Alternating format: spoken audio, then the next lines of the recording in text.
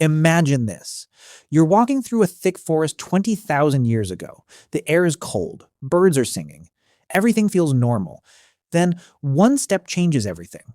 Your foot lands on a loose rock. Crack. Your leg snaps. You hit the ground so hard the air leaves your lungs. For a few seconds, you can't even scream. When the pain finally hits, it feels like your entire body is on fire. You look down. Your leg is bent in a way that legs should never bend. Now stop for a second. Forget everything you know about hospitals. Forget ambulances. Forget painkillers. Forget calling 911. None of that exists. You're lying in the middle of the Stone Age with a broken leg. Most people think the broken bone is the biggest problem. It's not. The real problem has already heard you.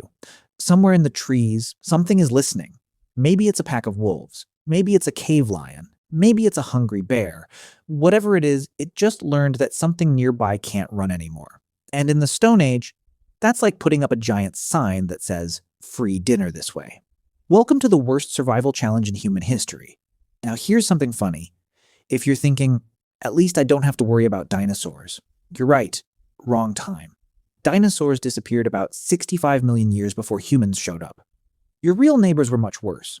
Massive cave bears, hyenas with jaws strong enough to crush bone, lions bigger than the ones we see today, and wolves that hunted as a team. Suddenly, that broken leg feels even heavier. Your first thought is simple. I need to get home. So you try to stand. Big mistake.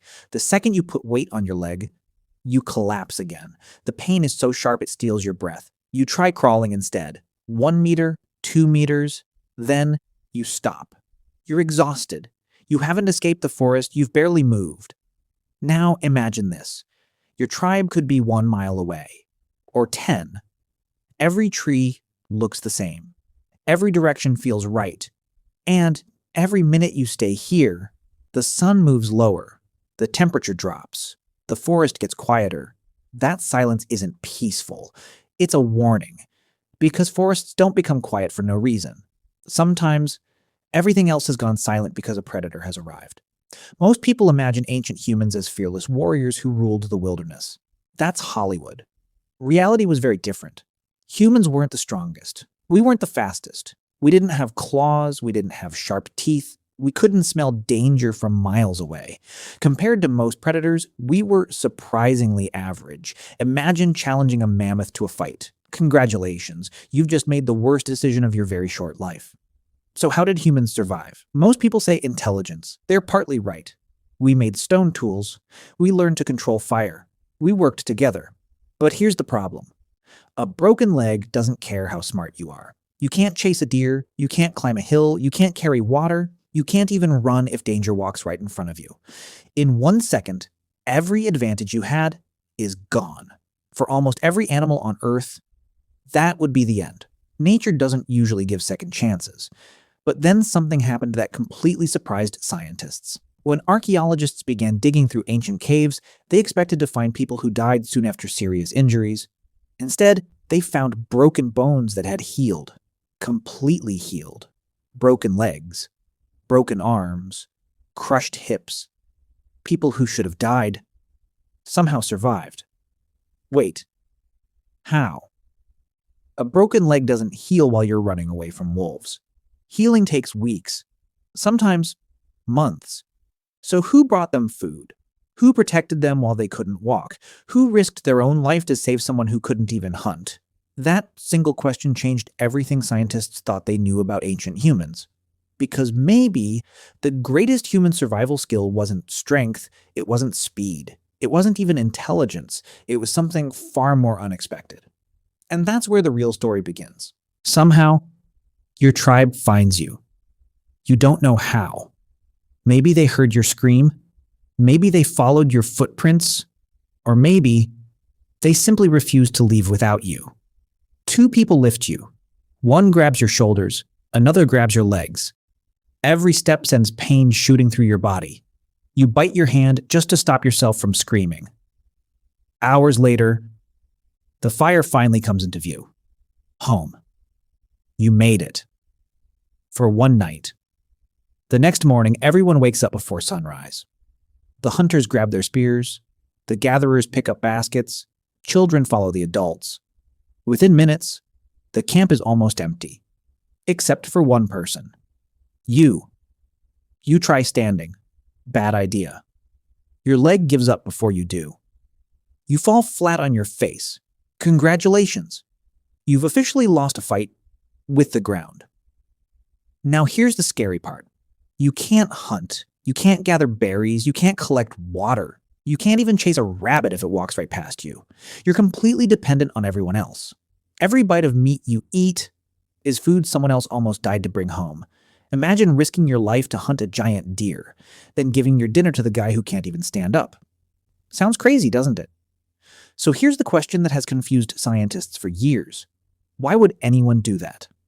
Nature usually doesn't reward kindness. It rewards survival. If a wolf breaks its leg, the pack keeps moving.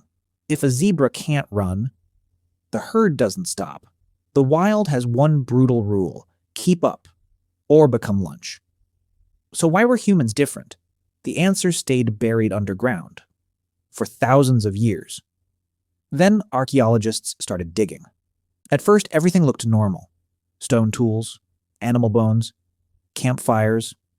Then they noticed something strange. A skeleton with a badly broken leg.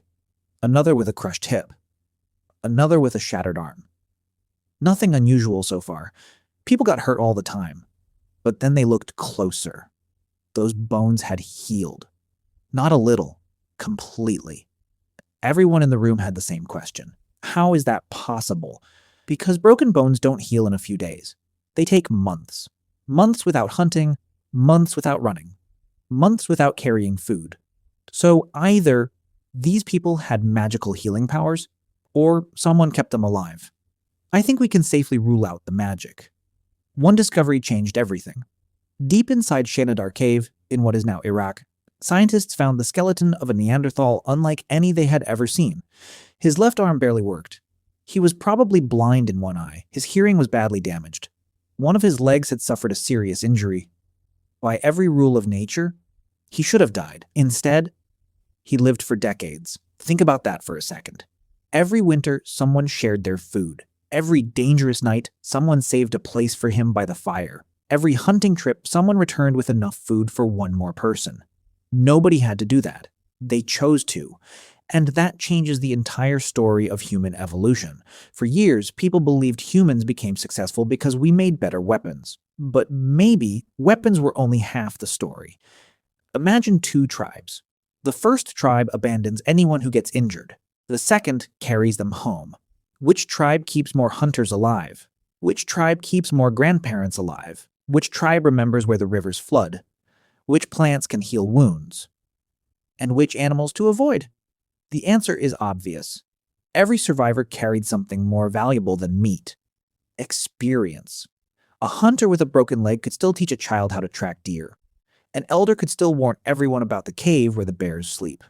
A grandmother could still tell stories that helped the next generation survive. Knowledge didn't live inside books. It lived inside people. And every person who survived made the entire tribe smarter. That's the twist nobody expects. A broken leg didn't just test your body, it tested your tribe. And the tribes that chose compassion may have quietly built the future of our species.